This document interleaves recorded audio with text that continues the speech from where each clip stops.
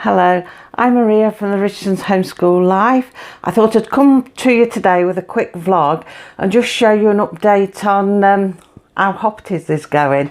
So I think the last thing I showed you was the shed, when we'd emptied the shed and it was all damp and decaying down one side. And Dean had to take all the bad bits off, the bad boards of the shed. It was at the back of the shed, and replaced it with new boards. And then just before Christmas he did manage to paint the outer edge of it. Well, this last week now he's been in and he's whitewashed the inside. I've not seen what it looks like yet, so I'm going to be seeing it at the same time as you. So I thought I'll just take you out, give you a quick update on how things are going. So we'll just pop along and have a look. So as you can see, nothing's changed out here. This is the bit that's going to have the boarding pens, but nothing's changed here. I need to open that door up. That's not even been started work on yet. All the pallets are still here to make the fencing. They're gradually being sorted through. These boards down here, scaffolding boards, they're going to be going, take you a walk and show you if I can get through without tripping myself over, along here. You see that, like, there's a gap there, so they're going to be going along there, and then all the outside of this shed is going to be painted up. I'll probably keep it black the same because it's going to be hard to cover over if I do it any different. But if I can get a nice exterior black for wood, then that should look okay. But yeah, there's quite a lot here that's got to be sorted. You can see it from this angle. There's a lot to be sorted.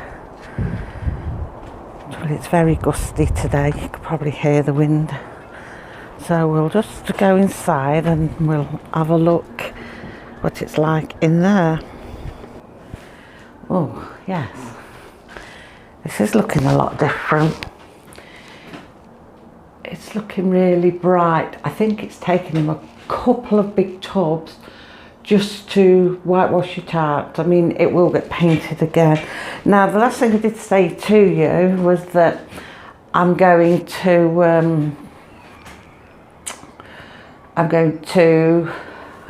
clad it for damp proofing and clad it. It's not even cold in here, to be honest. But yeah, I was going to damp proof it, put cladding on it, and then probably board it. But I had another idea, because I thought really I could do with trying to get going as quick as what we can, because I'd like to try and be done to start in April, beginning of April, for the Easter period, you know. So I thought, well, the weather's starting to pick up. Oh, excuse me, the light behind. Dean's got artificial light in here because we haven't done the electrics yet. But yeah, the weather's picking up, it's going to get warmer. So I thought if we just paint it out for now, what I want to do then is, as we get some money in, then I want to put that money into doing the rest of this out. So probably later in the year then, or late-ish summer, as we're getting toward the end of summer, if the weather's nice, then maybe I'll be able to put some cladding on it then, and perhaps board it. And I think I'm in my husband's way. It's all right, I'm trying to avoid the light shining on me there. Yeah, so I was thinking, like, if I can make some money and put it into the business by buying the cladding and the boarding, that would be far better than, you know, spending other money to do the job. So as we make it, we can put it straight back into the business and get it all up and running that way. And also then there's the thing that if it doesn't take off the ground and nothing happens, I've not wasted lots of our own savings on cladding it and boarding it, because that's an awful lot of money. It'll cost a lot of money. So that's the idea anyway. So we thought we'll whitewash it out. It's not cold in here at all. It doesn't feel cold. But yeah, it's undercoated so far and it looks different already. This light keeps catching me behind and I'm trying to stay still so you don't get blinded. So yeah, it's done, undercoated it quite nice. It looks all right. probably have to have another coat or two yet, some nice thick paint on it, get some nice Dulux paint and do it. And the electrics have got to go back in and connect the electrics back up, and then sort the flooring out. At the moment it's like boards and they've been painted. I put them down before when I had operatives before, and we had them indoors in here. I don't know if you can see into the corner, it's all corner to corner, this wood. So I'm thinking like we'll fill in, you can see where the joins are, sort of fill it in very fine, and maybe get some flooring, perhaps get one long piece of like a lino flooring that's perhaps looks like boarding, that kind of thing, you know. So get something like that to go on the floor. Something that I can mop and disinfect easy, because obviously I'll be having to do that all the time if I'm grooming rabbits in here. So it's a nice straight, square, well, square, oblongish shed.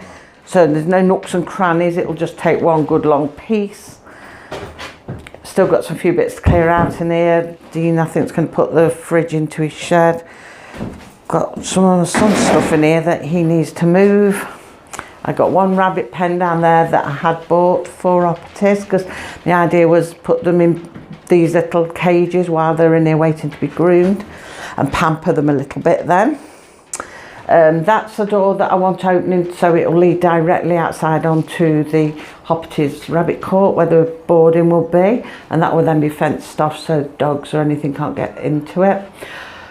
That's not been painted yet. I presume we'll wait till he's finished messing with the door and then do that. And this one here, I do want to keep as a door.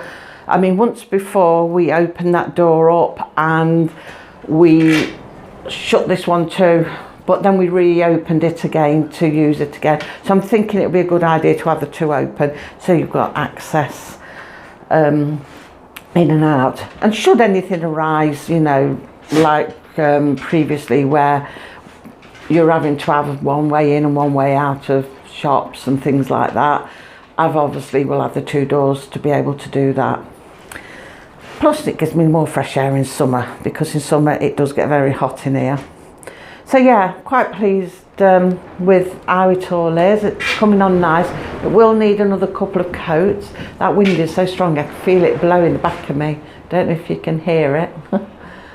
But yeah, it is going to need another couple of coats yet. So as you can see, there's a lot of work yet that needs doing, quite a lot. Whether we'll have any of it done for April, I don't know.